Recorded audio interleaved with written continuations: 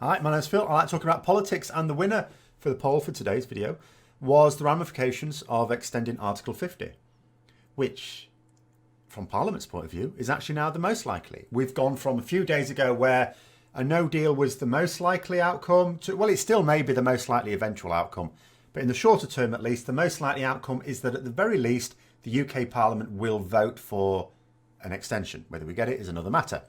So let's start off with the default position. The default position is Parliament is going to vote on May's deal one last time. Some people are expecting changes. There's no changes.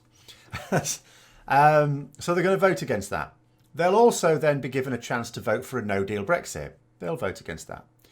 So then they get to vote for a short extension. Well, obviously, at that point, they can't vote against that because that's like voting for a no-deal Brexit. So they will, of course, vote for that.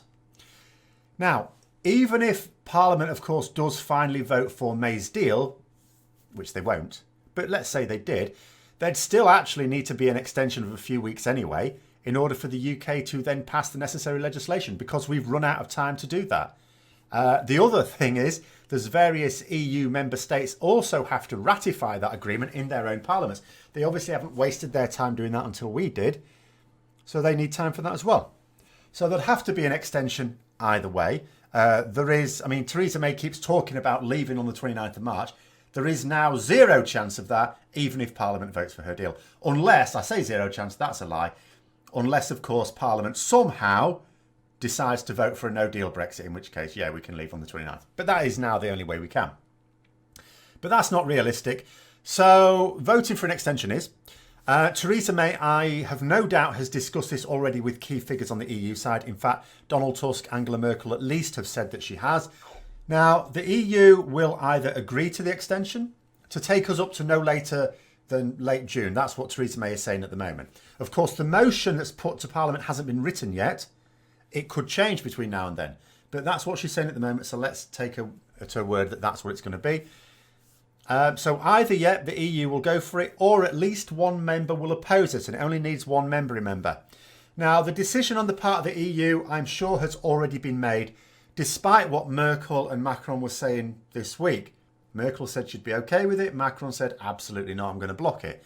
Don't know. So let's say they agree, first of all. So Parliament amends the Withdrawal Act, and we repeat the first quarter of 2019 with the second quarter. You know, Theresa May will carry on saying it's her deal or no deal. Labour will continue to explain that if she commits to a customs union and alignment with EU standards, then a deal can be passed. The ERG will continue to fantasise about legal and technological solutions to a deal with border issues which don't actually exist. At the end of the process, we'll be in the same situation, only without a realistic prospect of another extension. This is largely because the new European Parliament, which will hold its elections in late May, will begin sitting in the first week of July. So if we haven't requested an extension to go beyond that date early enough to manage those elections with the UK as a continuing member, because there is a backup plan for it, but it needs to be implemented, then I'm not sure that there is any realistic way in which an extension could be granted at that point. So we would exit without a deal.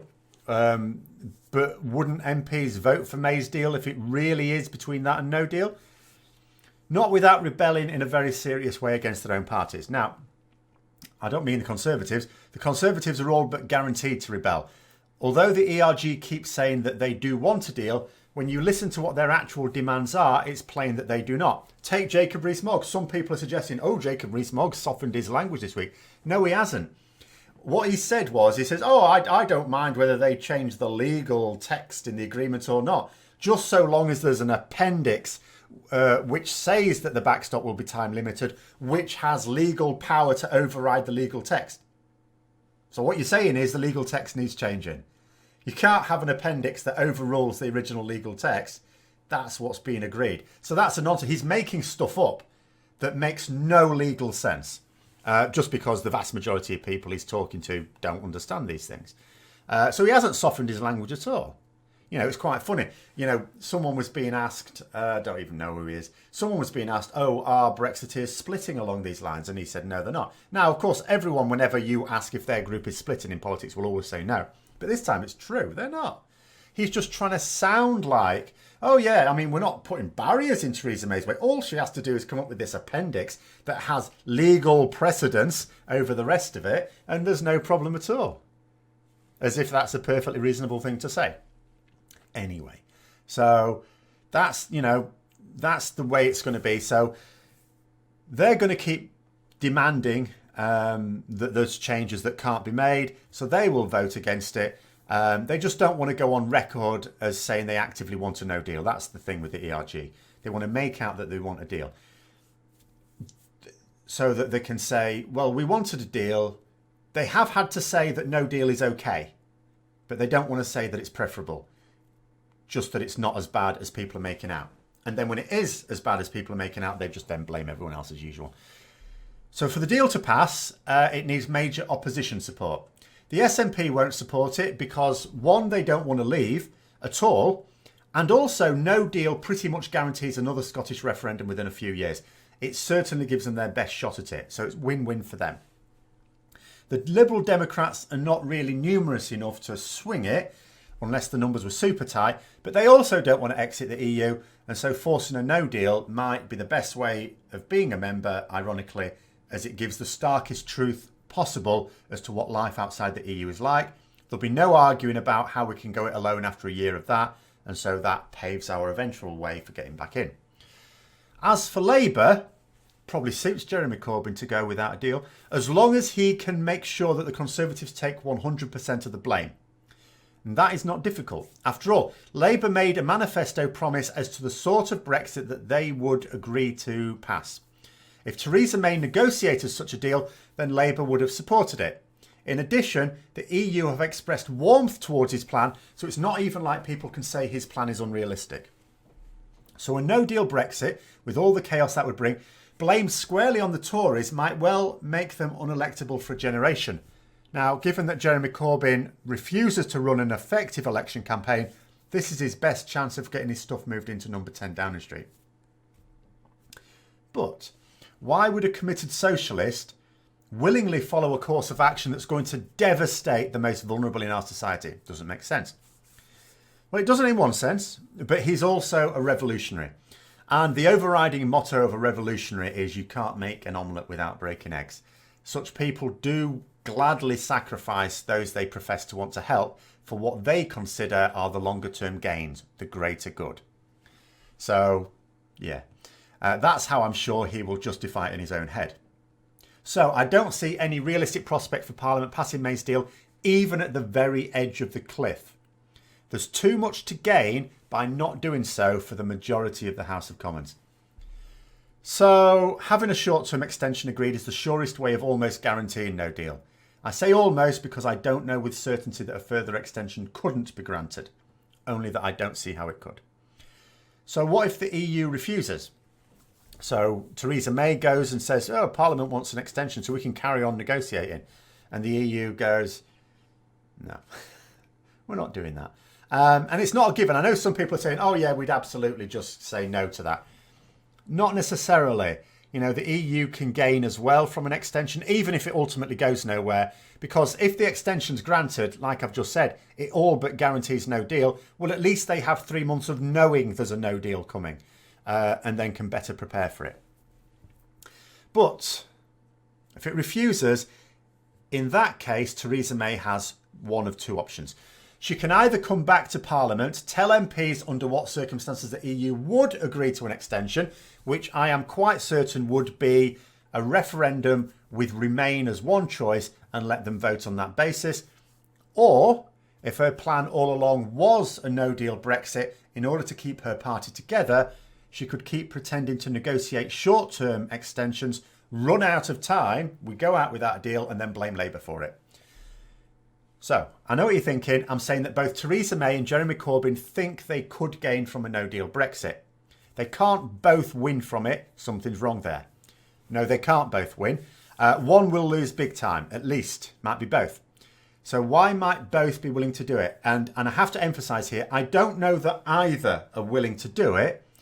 I'm fairly certain Jeremy Corbyn sees advantages in it, and I'm 50-50 with Theresa May.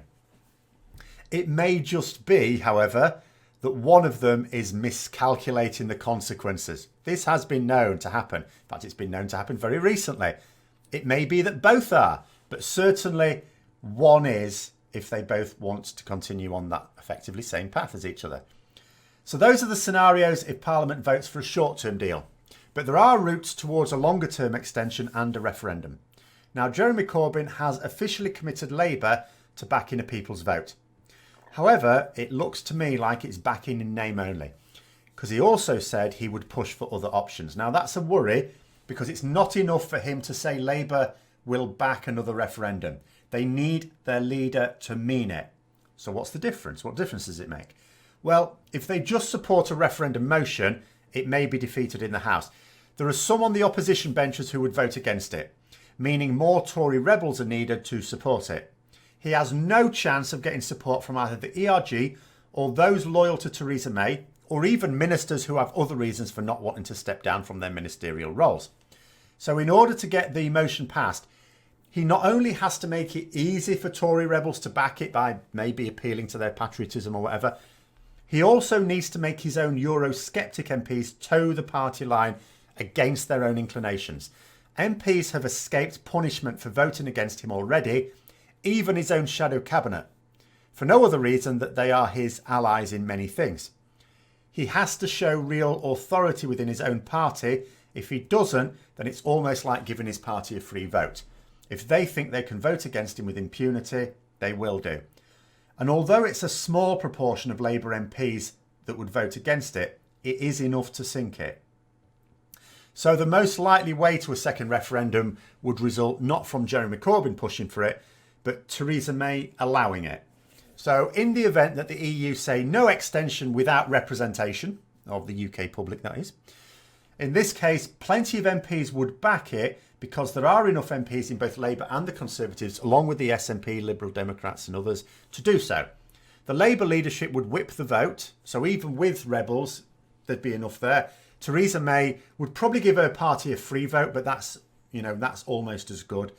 She'd give them a free vote just so that she didn't give her own MPs a chance to rebel against it. It wouldn't technically be a rebellion, and that way she also keeps her hands clean.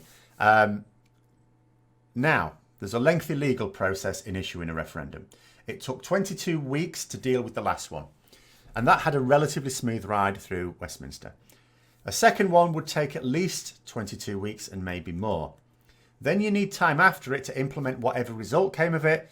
So we're talking about an extension up until the end of 2019 at least, with a possible referendum late August, early September. So that means there's an issue with the European elections. Last summer, this scenario was discussed and two options were put forward that the EU would be okay with. One is that we could just hold elections as normal for new MEPs, knowing that it would not be for a full parliament, and if the UK still elected to leave at the end of the extension, that's it, and they'd have to redistribute those seats. Or two, the Prime Minister could just appoint the current British MEPs as representatives without further elections. That would be followed by actual elections later on for those seats if the UK did opt to remain after all. Now, the second one might be politically preferable because it still works on the assumption that we're not going to need new British MEPs. Therefore, it's still working on the assumption that we would leave. But unfortunately, it would inflict Nigel Farage on Europe for another half a year or more. So I'm sorry about that. Now, the messiest part of it, probably, as far as I can tell anyway, was that if we did still elect to leave, those seats will have to be redistributed as has already been planned, and further elections will be needed in other European countries. However, this seems to be being accepted for two reasons. One, there is a significant measure of confidence that another referendum would result in a Remain vote. The UK would be welcomed back, though we wouldn't have actually gone anywhere. They'd tell the Conservatives to promise never to pander to their far right again. And they'd probably have to arrange to slip some very powerful laxatives in Nigel Farage's tea to stop him going off on a rant in the Parliament again. When he's not looking, just slip something in. The second reason is, of course, that it's worth the risk. Although Brexit hits the UK hardest, you cannot ignore the fact that the EU would be smaller with less spending power to extend its trade and political will. It's also going to stunt growth over a significant period of time. So it hurts everyone in the world, but it's like an earthquake, really. The seismic ripples extend out, but they're most powerful near the epicenter. So it doesn't do European countries any good for us to leave. It just does us less good than anyone else. So, worth the risk. So those are the scenarios as I can see them. Obviously, we won't really know more until that vote has taken place, because I imagine anything that EU leaders and UK leaders, come to that, were going to say on the subject that had any merit would have been said before the votes yesterday in Parliament. So I think we're in a situation now where the votes have to play out. We know how they're going to go. I don't think you'd get any odds on those going to a bookmakers and saying, I reckon I know what all the votes are going to be, unless you're going to say exactly how many MPs each way. And then we just have to see what happens when Theresa May trolls along and says, can we have a deal? And as I say, we don't know at the moment whether the motion will be for a short-term deal or whether she'll just say an extension, but she just says that she only wants it to be a short extension. But that could be messy. It'd be far better if the motion was detailed in terms of what it wanted. That would actually be better. But we'll see. We'll see. So I hope you found the video interesting. If you did, don't forget to click the like button, subscribe for further content, and click the bell notification as well. And until next time, I'll see you later.